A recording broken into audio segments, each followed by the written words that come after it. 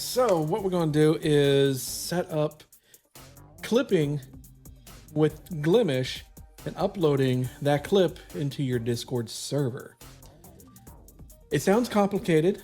It is when you look at it, but breaking everything down, it is actually pretty simple. The first thing that you need to do is get onto the right screen, is set up your OBS firstly in doing recording or setting up a replay buffer. So I have a instance of OBS here. So what you want to do is go into your settings by clicking on the settings here on the right. This opens up a new window, and from here what you want to do is go into the output. Now, major thing that you want to make sure is when a default OBS install is automatically set up as a simple output mode. You want to click on the top here from simple, go to advanced, and you want to go to recording. This is the first stop you want to go to. You want to keep it as standard because it gets a little bit even more complicated if you go to a custom output with the FFmpeg. We want to make sure we are going to our correct recording path. This is completely up to you. Wherever you want to save your particular files, this is wherever you're going to put them. So if you want to save them to somewhere else besides wherever you have it default, click on browse and just find another folder somewhere on your hard drive. Now, the next thing is you want to make sure the recording format, keep it as MKV. And the reason why I'm going to say this is because MKV, if something happens and your system crashes or OBS crashes, anything that was being recorded is corrupted, can be corrupted or destroyed if you use MP4. If you use MKV, it's protected. And I'll show you in just 1 second here on the how to change from MKV to MP4 within OBS. What you want to do is keep it right here is your video file is wherever you place it. MKV is your file format. Use stream encoder, so it's all going to be the same. The custom muxer settings keep blank unless you know what to actually put in there. Let's just keep it blank for now. Now, after you get all of this set up, ready to go, click on replay buffer, you tab here at the top. Click on enable replay buffer. Now, this is a really big thing that you want to worry or think about. The Discord rate limit API from sending file formats or file sizes from your computer to your Discord server is about 8 megabits. So you want to keep your estimated memory usage just under 8 megabits. But usually I would go for 7. You just have to play around how much time you can allot to be under the 8 megs. So it's completely how your system is able to perform and able to do things for you. You want to go click on advanced, and while you're within the OBS settings, go into recording. The file name formatting is if you keep it as this, what's going to happen is every single time you hit record or replay buffer, one particular name, because what's going to happen is every single time you do a clip, that file is going to be constantly overwritten with the new one. And the prefix is going to be replaced. So within, I'll show you what it's going to look like here. It'll be replay underscore two-tone waffle is going to be my clip that I'm going to be looking for. So it's very important that you keep these things in mind when you're going about it. All right, so go ahead, hit apply, and then okay. Now, what you want to do is when you start streaming, you want to make sure that your replay buffer is started along with you, with your stream. You can do that if you have a stream deck, or you can go set up a hotkey within OBS settings to automatically start the replay buffer when you start streaming.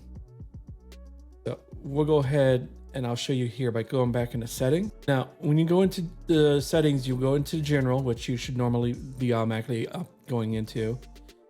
There's an option here, right here, says keep replay buffer active when stream stops. That means if your stream stops, your replay buffer is continuing to go. Don't worry about that. It's the one right above it that says automatically start replay buffer when streaming. So if you want that to automatically start the buffer when you start the stream, make sure this is checked. I'll go ahead and set that up, press applied, okay. Now I'm not going to hit stream on this one. I'll just go ahead and hit start replay buffer. Now you don't have to set up a hotkey for doing a clip. You can, because it's just going to save it to your computer. That's pretty much all it's going to do. The next step is what you want to do is go ahead, start up MixItUp, and get a new command by going into the commands section and hit new command. All right, so when you first make your command, you want to make sure you title it whatever. It's a Glimesh clip. Its chat trigger is going to be what is you're going to be typing into chat. So let's just type in clip. Make sure if the auto include exclamation point is turned on here by clicking on this little slider, so you don't have to add it into the actual command. Now, what we need to do is set up our OBS. What you want to do is click on streaming software, click the plus sign.